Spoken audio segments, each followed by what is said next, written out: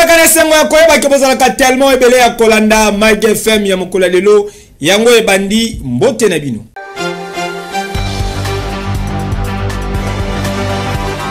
Gouvernement de la République démocratique du Congo a présenté un périmètre technique pour la relance.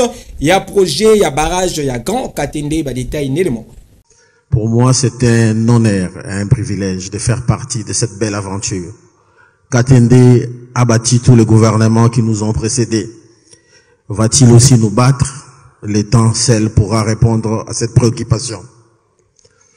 Pourquoi Katende? Katende parce que c'est un barrage de la renaissance, barrage de la réconciliation, barrage de la fraternité, barrage de la cohésion, barrage de l'unité des peuples.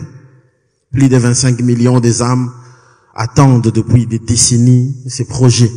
Abandonnés depuis plus de 9 ans à cause de plusieurs problèmes de structuration financière, mais également de procédures des marchés publics, mise en œuvre par nos partenaires qui avaient pris la charge et la bonne foi de nous accompagner dans le financement du projet. Le gouvernement devait réfléchir pour voir comment nous pouvons résoudre cette épineuse question qui dérange nos populations depuis des décennies. Ce qui est prévu, c'est d'abord de défier la nature, de produire 16 MW d'électricité pour alimenter Kananga et Bukonde, la première phase. Le défi et l'objectif est de produire cette énergie dans 24 mois à partir de la date du lancement. Cette activité d'aujourd'hui constitue les scopes de présentation de la nouvelle architecture de ces projets ambitieux qui est porté par votre gouvernement.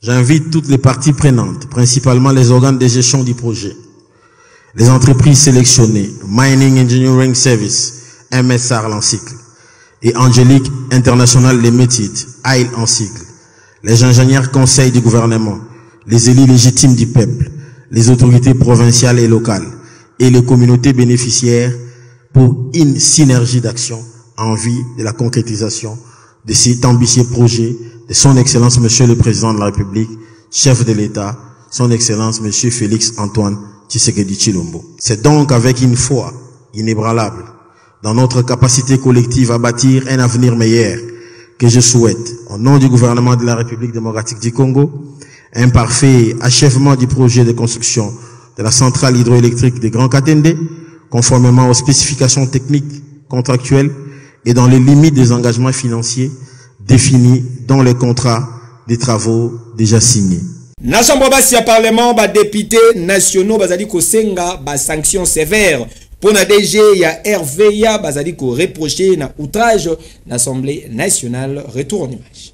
Ce que moi je viens d'entendre à mes oreilles, c'est gravissime. Je connais le président Kamere, c'est un monsieur doté d'un grand cœur. Mais ici, il ne s'agit pas de lui, il s'agit d'une institution, de l'État, la deuxième de la République. Un DG qui refuse de réceptionner la lettre de l'Assemblée nationale et ça va passer comme une lettre à la poste. Non. L'enquête est une chose, mais son comportement mérite une sanction sévère.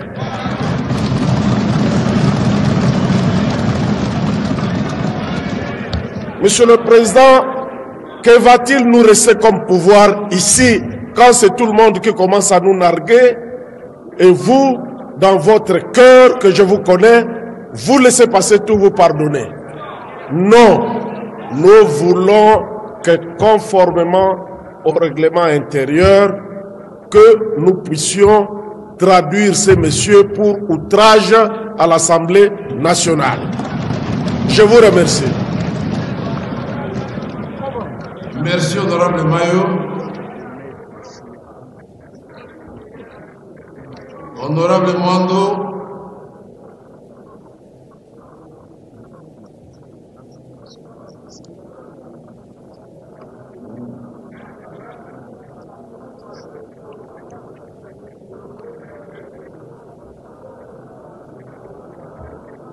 Honorable Mwando, vous avez la parole. Merci, honorable président. je prends la parole par motion incidente, tout en renchérissant d'abord sur ce qu'a dit mon collègue l'honorable Mayo. Nous ne pouvons pas laisser passer cet orgueil et cette injure faite à l'Assemblée nationale par le directeur général de la RVA.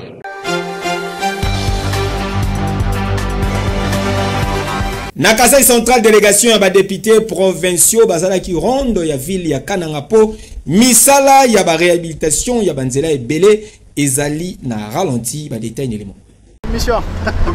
Ezalaki journée moko trop surchargée pour na belu ya province ya Kasai Central oyo bazalaki déterminé na ndenge ya kosakana te pour na coactiver ba structure nyonso ya l'état pe ba entreprise privée oyo bazali ko exécuter ba différents projets na Kasai Central.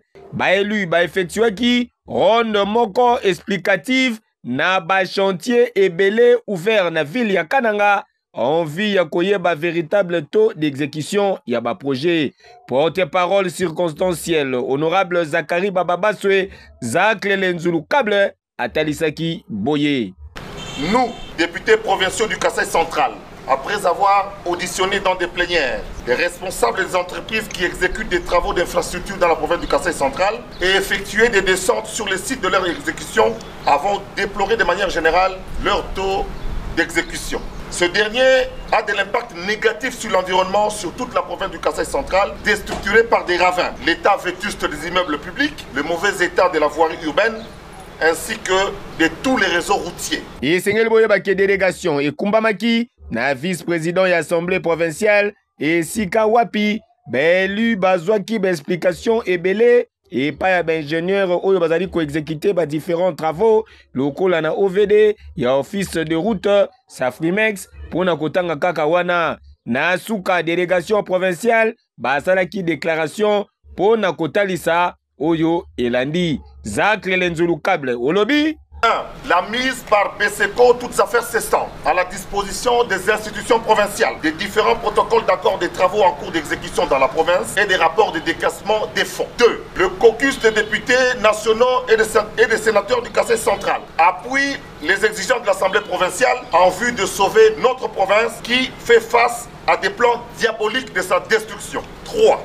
Réservons-nous le droit de traduire en justice pour leur mauvaise gestion et destruction volontaire de la province du Kasai Central tous les responsables des différents projets y exécutés. 4. Invitons en attendant officiellement l'inspecteur général des finances et la Cour des comptes à diligenter urgemment un audit général des fonds alloués aux infrastructures au Kasai Central.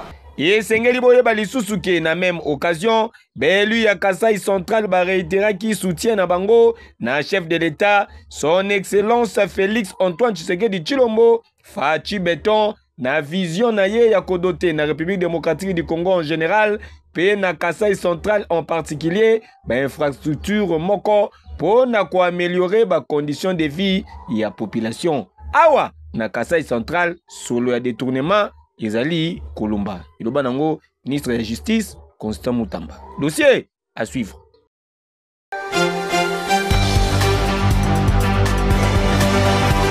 Désordre au sein de l'administration, il y a Raskin Sengel Boyebake, DGA fils Mukoko, Abeti Loboko na Mesa pour Koloba, trop c'est trop. Ba détail d'éléments. Donc, c'est fils Miko DGA en charge de matière technique de la Raskin. Je suis venu au boulot et je me suis présenté ici à 7h08. C'est ça. 7h08. J'ai signé et je suis venu dans une moto. Dans une moto.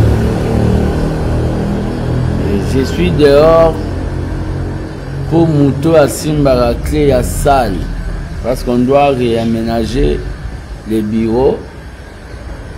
La dame ou la Simba clé à salle, et le DGA est dehors. Les conditions de travail pour faire un bon boulot ne sont pas réunies. Il y a eu des gens qui ont eu une mauvaise habitude ici. Donc la femme qui tient les clés n'est pas encore là, le DGA est dehors. J'étais ici depuis 7 heures, 8 minutes. C'est une mauvaise mentalité des antivaleurs.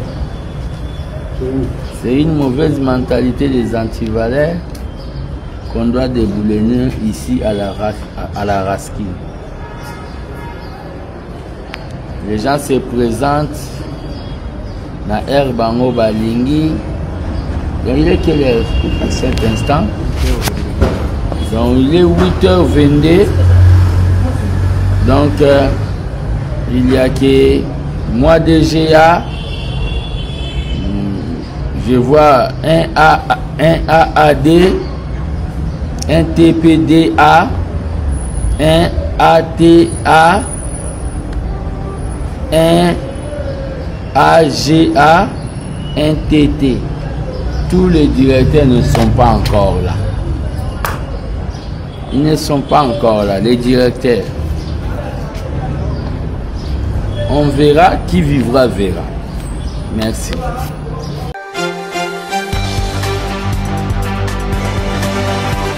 Ministre d'État, ministre de la Justice, Constant Moutamba, Asalaki, inauguration, il y a pavillon, il y a Sika, il y a prison, il y a Luzumu, Asalaki, Lobieleki, retour en image. Nous avons l'honneur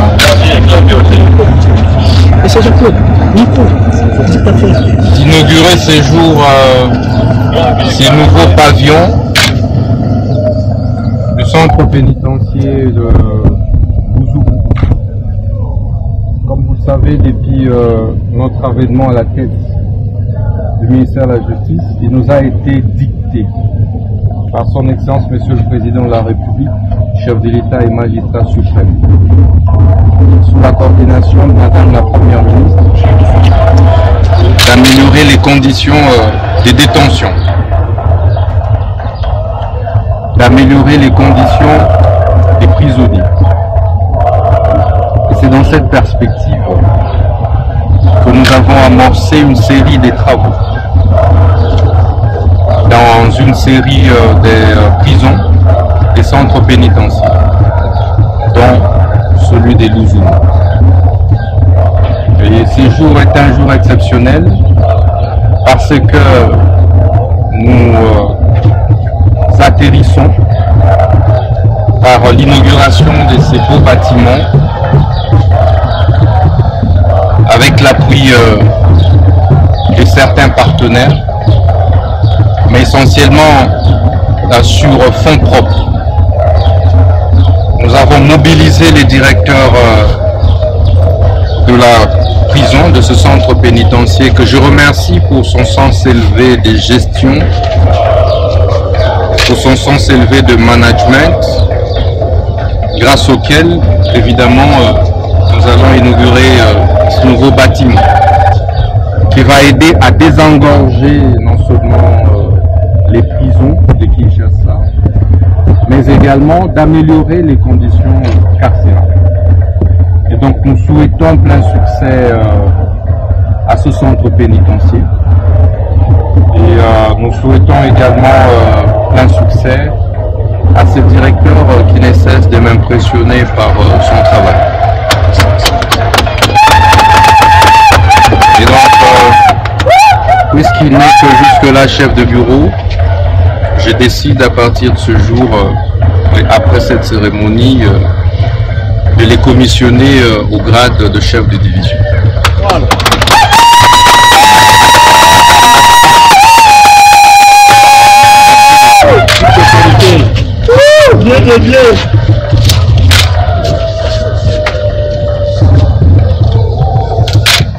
Voilà. Merci beaucoup, monsieur le directeur. Tu verras bien à la gestion de ce centre pénitentiaire. Merci. Que les dieux de nos pères et de nos ancêtres puissent nous accompagner dans cette lourde tâche que le chef de l'État nous a confiée. Merci. Merci, vous pouvez nous ouvrir pour rentrer. Merci.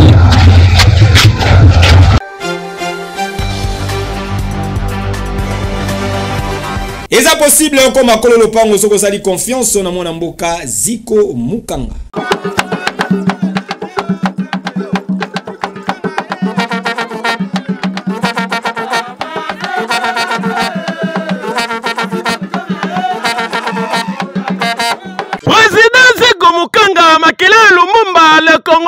bazali ko accompagner au mieux vision ya chef de l'État Félix Tshisekedi Tshilombo.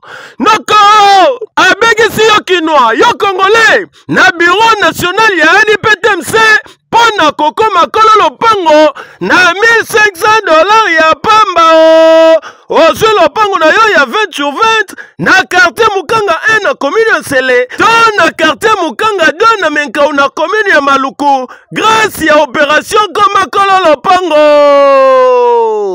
Sur place okokuta badepo ya ciment, badepo ya babarre de fer, badepo ya mabaya ezala pe ba forage ya minene ba groupe électrogène nyonso ezali wana sur place pona kosalisa bino botonga bandako na bino noki na facilité. Tala paysage oyo kitoko oyo okozwa yango kaka na quartier Mukanga 2 lokola na Ottawa kuna na Canada. Ebongo opération comme patron moto ya pneu na $1,300 ya pamba avant ezali ya $400 ya pamba moto ya 3 pneus $4,500 ya pamba avance ya $2,000 le reste futa yango malembe na délai ya 4 mois mobimba. Okoki pe kozwa bus Mercedes Force ya mokwake na $30,000 ya pamba avance ezali nango ya $10,000 ya pamba le reste okofuta malembe pendant 10 mois mobimba. Nyonso oyo ezali grâce ya Ziko Mukanga makila ya Lumumba Kolo Congo. Noko pona ko améliorer social ya population congolaise Ziko Mukanga asaleli bino 300 hectares ya bilanga pe maziba ebele ya bambisi oyo kosala ke lobby congolais aliangolo siko na facilité.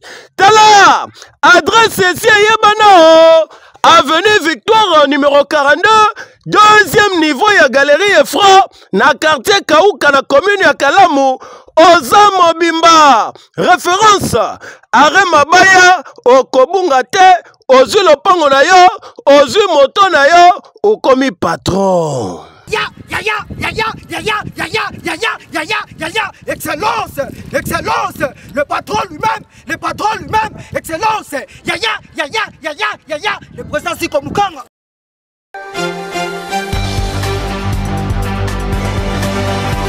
Lelo pezali possible au gérer compte na yo na chombo soko zali bongo client ya Afriland Fest Bank c'est des ali cadeau signé une application na bango iFest. Boye malamu na iFirst moko ya application web ya Afriland First Bank CD. Aux clients Afriland First Bank CD, vous allez na téléphone ya modèle smartphone, tablette, topé du sous ordinateur, yaka na lombango na moko ya ba agence ya Afriland First Bank oyo ezwami pene na yo. Okozwa bongo na nzela ya message, lien oyo ezali na mot de passe na yo pour okota bongo na kati ya application web na yo. Ozali na makoki ya ko consulter solde de compte na yo, okoki pe lisusu kotala historique de compte na yo, topé lisusu relevé de transaction. Okoki kosala ba virement compte à compte, ba virement interbancaire, topé lisusu ba mise à disposition. Et soki wana te, ozali pe na makoki ya koyeba état ya ba engagement na yo, topé lisusu état ya crédit na yo, ya kosala demande ya chéquier na yo, pe makambo ebele. Na iFirst, gestion ya compte bancaire na yo ezwami na maboko na yo. Afriland First Bank, the pact with success.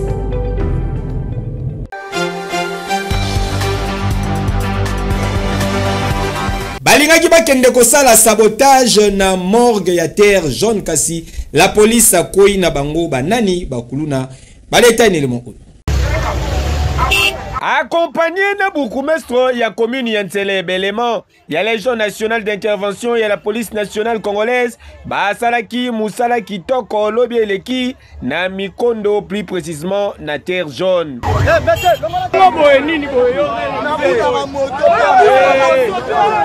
Ba service ya sécurité, bazwaki alerte kezali na bakulu na moko, oyo bakotaki déjà na terrain, pour na kokende kosala sabotage, ba dégâts ya sorte na morgue ya terre jaune. Soki pe pona nini, ba raison et yebanité. yango wana aussitôt alerté bakitaki sur place pe batie maboko na quelques-uns.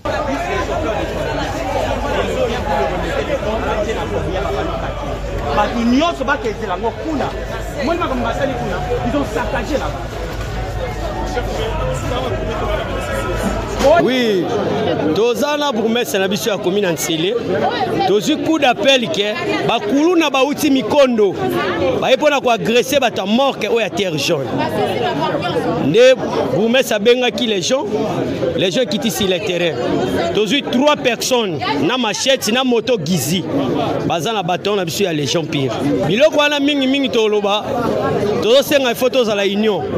Na tous les siats où est la commune Nsele. Ce toza union to travailler na kimia. Au moins biso toza na prince. Mais dans la société ezaliao. Eza soki 3 sociétés. Ba intervenir te foka biso les gens toya. Ndelo to senga ke to sala bomoko. To sala bomoko pour na soutenir commune na biso ya Nsele. Pour kimia de côté na commune Nsele.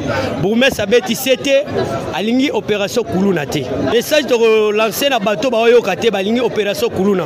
Biso pe l'état to tiki bango te. Tozaka na sima la bango.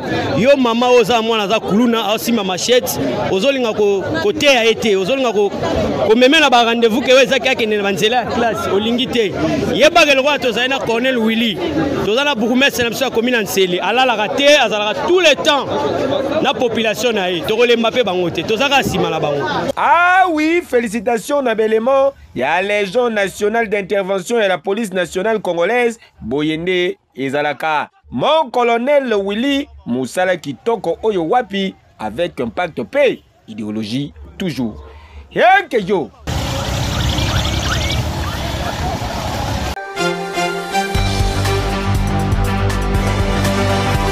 Si le long na quartier Mombele tozali bongo na commune ya limité bazali na sérieux problème pour na kozwa eau potable. Ba détail na reportage signé Fiston Pio. Tozali en plein capitale, la République démocratique du Congo, plus précisément dans le quartier Mombele, dans la commune limitée, et Sikawapi, depuis quelques jours, Maï a régi des eaux et Zali Souskoubimate, partout dans le robinet. Situation invivable pour la population, il y a quartier Mombele, où il y a komi koya kotoka Maï Awa, nase ya pont Taboulé, Rochero, Ndenge Karabuzali, comme on a boyé.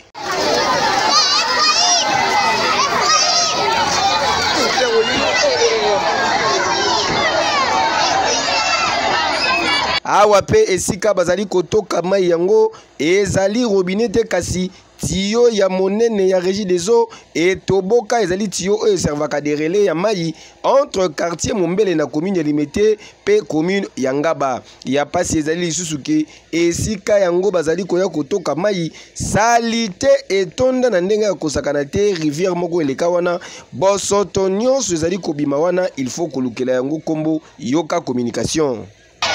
Ezake konti ya monene oyo etindaka mai na ngambo ya Ngaba eza ya kofungwa maawa donc bato basali prise ya mai kuna na kati ya mai zoma na bakonti na bango nde baye mpona kotoka awa po futa bakonti mai zoma bato bazalaka meme apona mpona chaque fois baincident ya kozosalema baintervenir le plus tôt possible parce que esali bandalo donc déjà dès le jour de suite bato baza na mai parce que trouver solution dans le monde ya kotoka na source awa esangana na rivière kalamu ya salite sikoyo ozomona yo moko ambiance awa donc otoka mai ya mabe na motoki salite bato nyonso ozokoka kuna so eza te awa esengeli rechideso azwa bataki na chaque fois que balandelaka circuit ya mai na bango soki mai ezwi problème quelque part baintervenir mpona kobouche awa ile question bakanga kaka mai wana ke ezoma koleka kuna donc ezosuka nango kaka na rivière awa ezomata kuna na ngamba na quartier nyonso akato mai ezomata donc so nyonso mai fo ya awa kiyo eza kotoboka kio commune nyonso mobima Mombele na Ngaba kiyo eza kotoboka baye kokanga ngo te yango wana bango nyonso bazoya kotoka mai po esunga bango gouvernement ya bakoluka moyen rezo baya mpona koletru wana po tosunga na bamai ma passe wa mayo ni pompe onenge toboki boye ezana mai ya terrasse place moko est-ce que bazo mela mai ya pompe peut-être bazo mela mai ya terrasse osenga ba konza régie des eaux bana ba ko tosa lita moi jamais to komona te mai et to bona kati ya terrasse est-ce que bazo toka mai ya pompe to toka mai ya terrasse eloko nde yango wana makasi mai pompe toboki na kati ya terrasse so to moto yebite so bazo mela mai ya terrasse to mela mai ya pompe on na moya mwana kwa solution boye eza ba malade ezebele ba infection ndenge na ndenge tala ka ndenge ba ndeba batondo eza malamu bakonzia ba obonuseti ba obonisa ça fait des jours on na maiki to se pour la vie ba peut to sala ti il a venu pas signer à vous attends comment il me dit donc si vous avez un bouquet et pendant il depuis ce avant-hier sur les donc si les vraiment ça bonisa to était pour soit to se pour la vie pour lire pour lamba activité musulman mais exact donc ni on va l'eau c'est la vie mais exact surtout vous ce qu'on est ça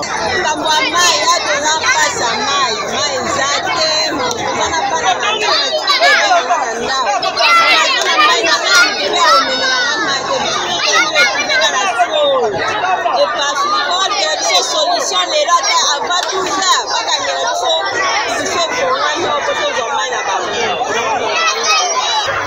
ils ont déjà par rapport à coupure ya mai parce que moi c'est mbele maman ils ont bimaté c'est pourquoi il y a une fuite moi quelque part ya loana l'agence ya régie des eaux 2 personnes afongoli na chambre oyo eza awa nde bafongoli yango de façon ke oyo ebima en attendant régie des eaux azosala azorésoudre aussi un problème quelque part nde omoi bafongoli nani po esinga yango bato batokana c'est ça situation oyo ezoleka awa na mondele frontière ya ngaba na lemba na limete. Directeur général ya régie des eaux Papa Awa na mato ya population balobi bakobenga yo mbala misatu te kasi lukande solution pour na population ya quartier Mombele na commune ya Limete yo moko zali komona ba condition nini bazali kotokela mai awa sikoyo imagine sorte nini ya ba maladie ekobimela isika oyo po bosoto izali à la portée na bango kokamo